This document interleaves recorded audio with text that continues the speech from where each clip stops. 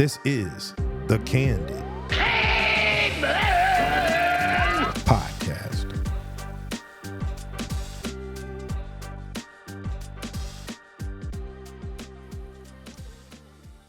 Welcome back to the podcast, everyone. And as always, thank you for tuning in. Today's subject got me so fired up that I ended up doing this podcast out of order. I was looking to save this one for later, but I just had to get this stuff off my chest. I want to discuss this hive-mind mentality that the world, and I'll say particularly the United States, seems to be operating in right now. We live in a country where it's basically a us against you mentality. You're either with us or you're against us.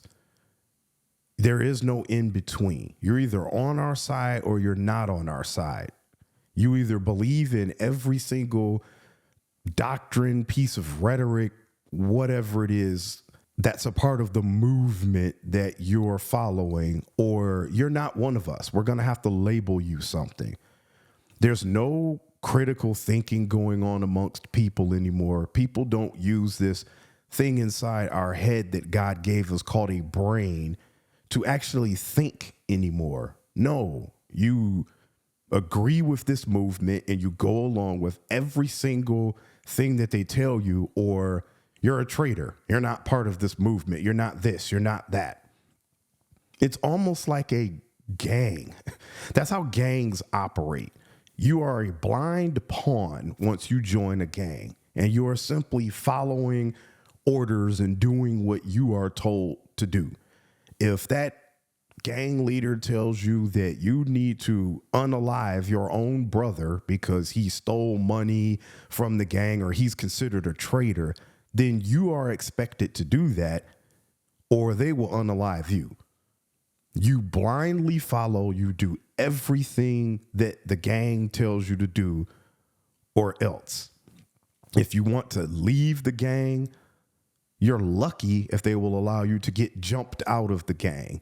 You usually get unalived. And for the people who don't understand what jumped out of a gang means, when you join a gang, they basically beat you up to prove that you deserve to be in the gang. And then if you ever want to leave, they beat you up to let you out. But most gangs don't jump you out. They just unalive you. So that's essentially how that goes. But moving on, there are three areas that I see this kind of mentality, especially in the United States. And it's politics, race, and gender. The biggest one being politics. And again, I see this mostly with conservatives. I don't see it as much amongst liberals because there's more free thinking. With conservatives, I see this a lot, and especially with the current President Trump. When he got into office years ago, it's when a lot of this started.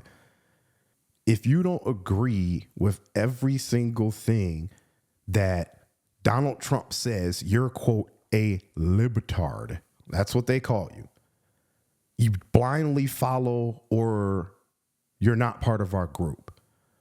When did we start blindly following parties or a man or a movement instead of looking at what their actions are, what that group represents, what that movement represents, their policies? When do we just start blindly following no matter what?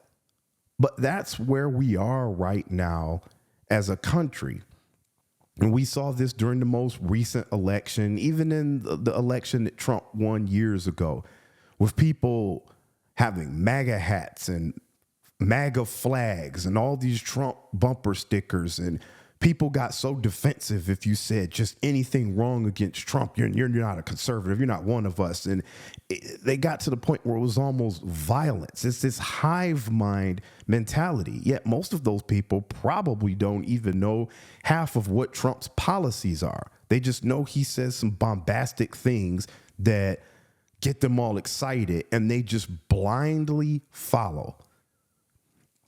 I stated in my intro video that yes, I felt that Trump was the best person to run the country.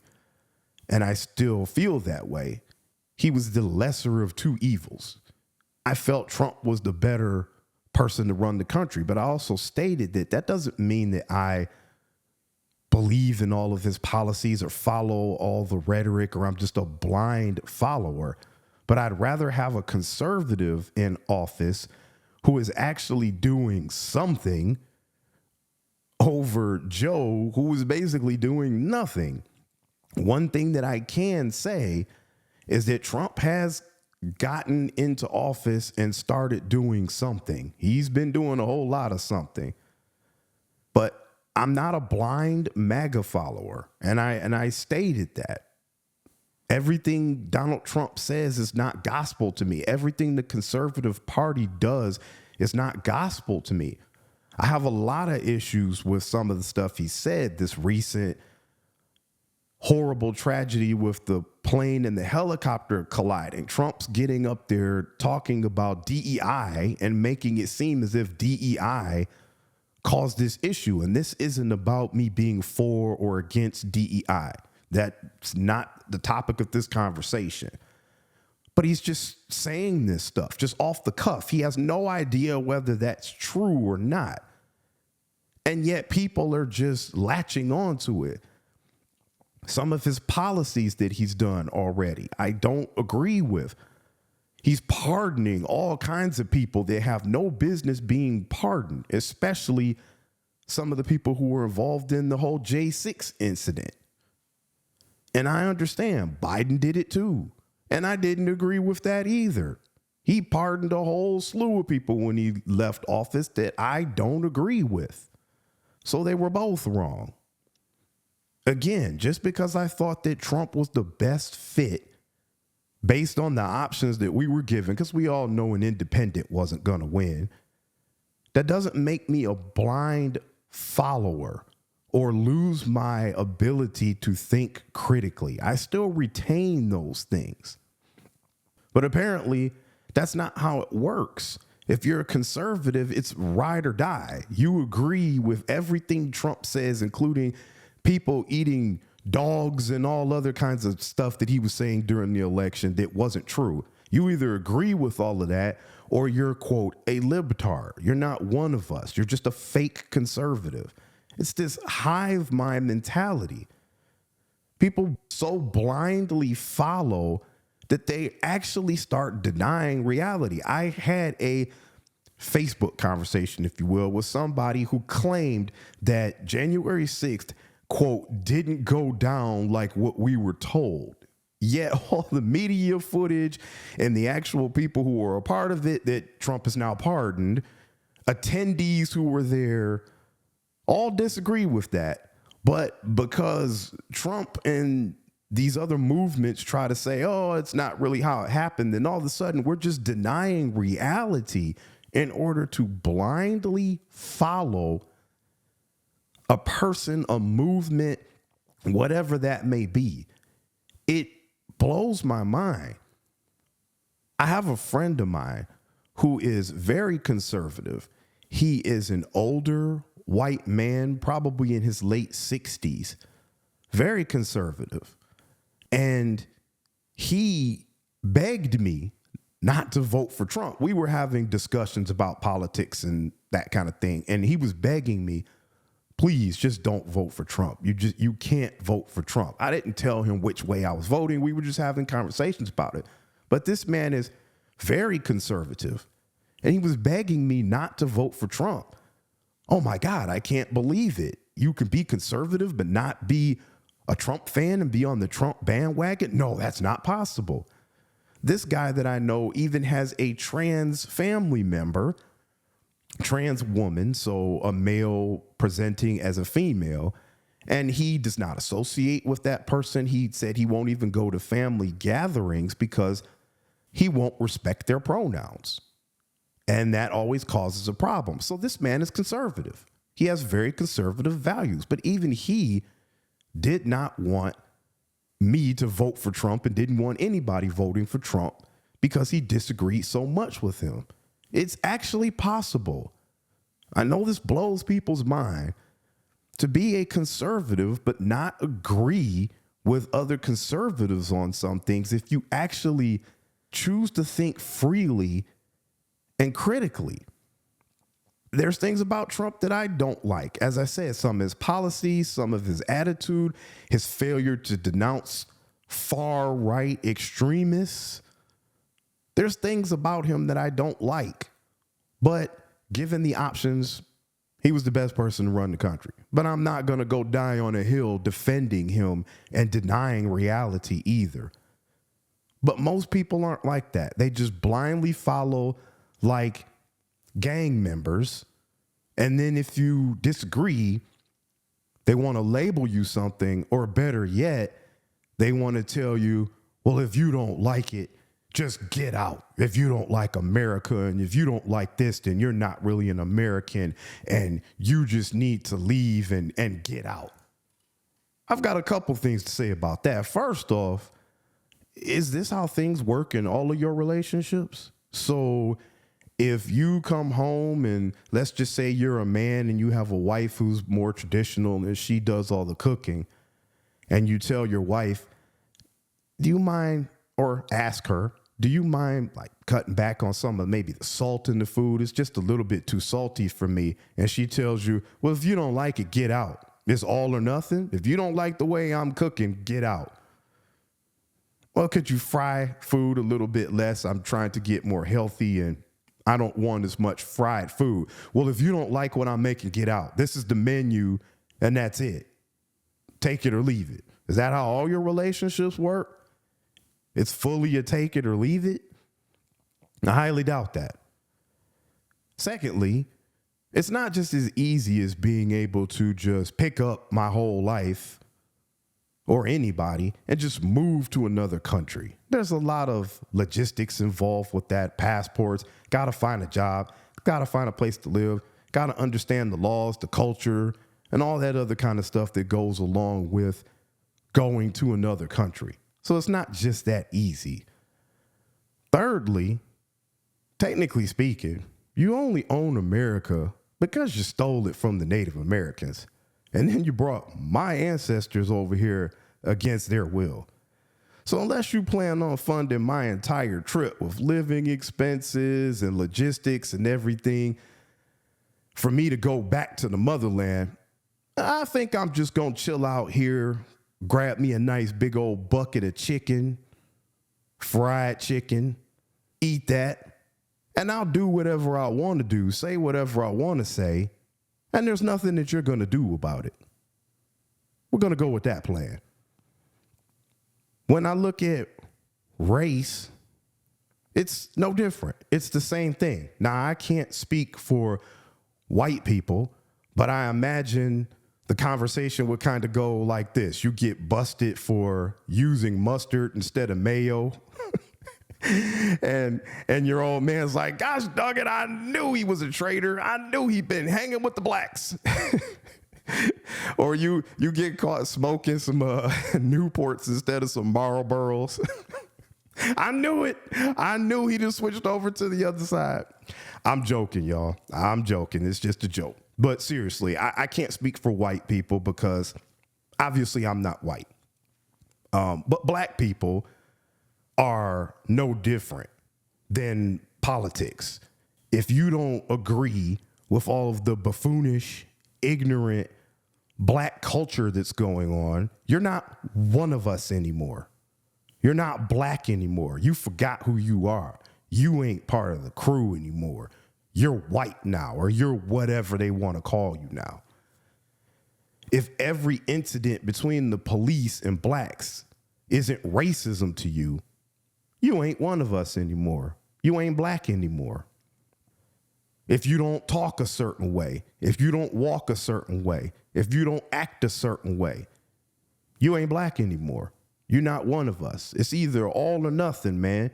You either embrace all of this ignorance that black people are following, or you ain't one of us.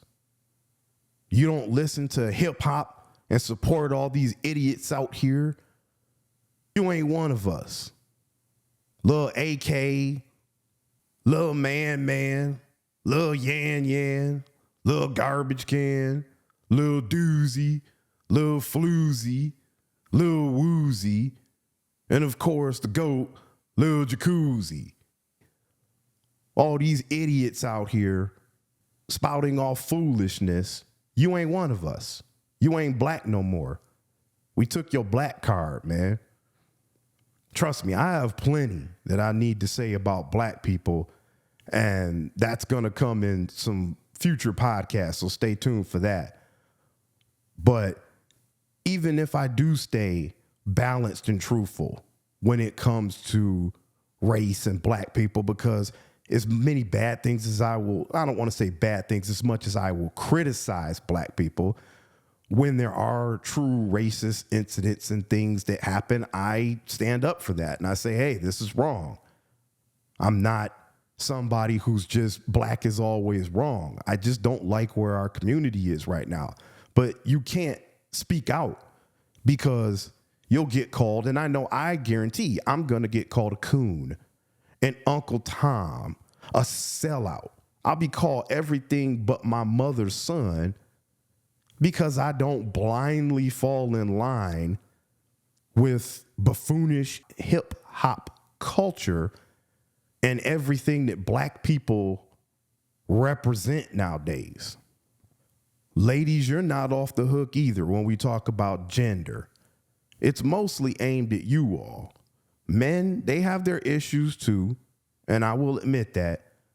But you all love to sow the division seed when somebody doesn't blindly agree with your hive mind mentality that everything that women say and do is right, and anybody who challenges that is wrong. You try to label certain men as not being in the real man club, or you're not a real man, or denigrate them because they won't be a part of this modern day feminist hive mind mess, or bend the knee to every feminine leaning ideal or principle that you all come up with. And I want to be clear. I said modern day feminism that got women the rights to vote and be able to work and be equals in society. I have absolutely no issue with that. I'm talking about this modern day feminist mess that's being pushed. Any man who doesn't agree with that, you ain't a real man. You're out of the real man club. You can't have a disagreement on that.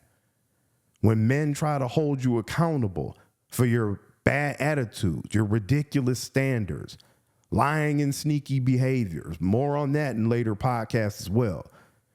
You can't disagree, or maybe even look internally and say, hey, you know what, maybe this is something we need to look at. No, you're out of the real man club now. You're not a real man anymore because you don't blindly follow everything that we're trying to shove down your throat. Man gets labeled as misogynist so easy nowadays. If he says one thing that is against your full agenda, he gets labeled as something. It's to the point now where you have some of these weak men out here grifting because they're thirsty and they don't want to get excommunicated from the, quote, good man club. So you have some of these men grifting, bending the knee because they don't want to not be part of the group. I don't want to get kicked out. I don't want to get labeled something because we can't disagree. And it's not just limited to men. You attack other women and belittle them if every word that comes out of their mouth isn't pro-feminist. Or if they happen to agree with men on something that they're right on, then all of a sudden, we lost one, sis. We lost you, sis. You ain't part of the club anymore.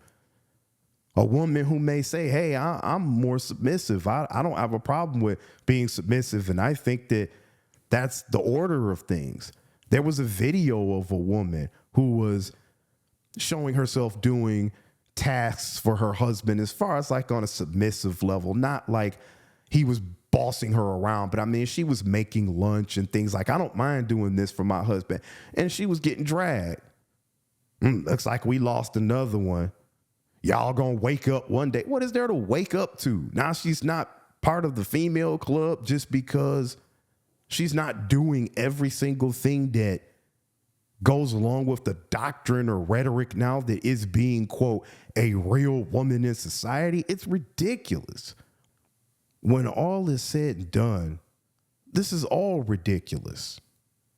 We keep saying that we need to come together as a society and we all need to unite, Democrat, Republican, man, woman, white, black, but yet tribalism seems to be what rules the day now. It seems to keep creating further division amongst us, and it solves nothing. You've got to pick your tribe, join your tribe, roll with that tribe through the good, the bad, no matter what. They could be wrong as hell 50% of the time, but you with us. You have to agree with that, or you're a traitor and we'll kick you out. This is insane. Wake up, people. Start becoming individuals again. Start using your critical thinking again. Learn how to go out there and figure out things and maybe research things for yourself instead of just latching on to a movement or a person or whatever it may be and just letting them do your thinking for you. I'm going to end on that note. As always, thanks again for tuning in. If you're listening on YouTube, please like, comment, subscribe. It helps me out a lot. I always say I'm trying my best to bring you great content. I'm doing everything I can to improve every single podcast. So I hope you all enjoy it. You can show me a little love by clicking that like button and subscribing. I'll catch you all on the next one.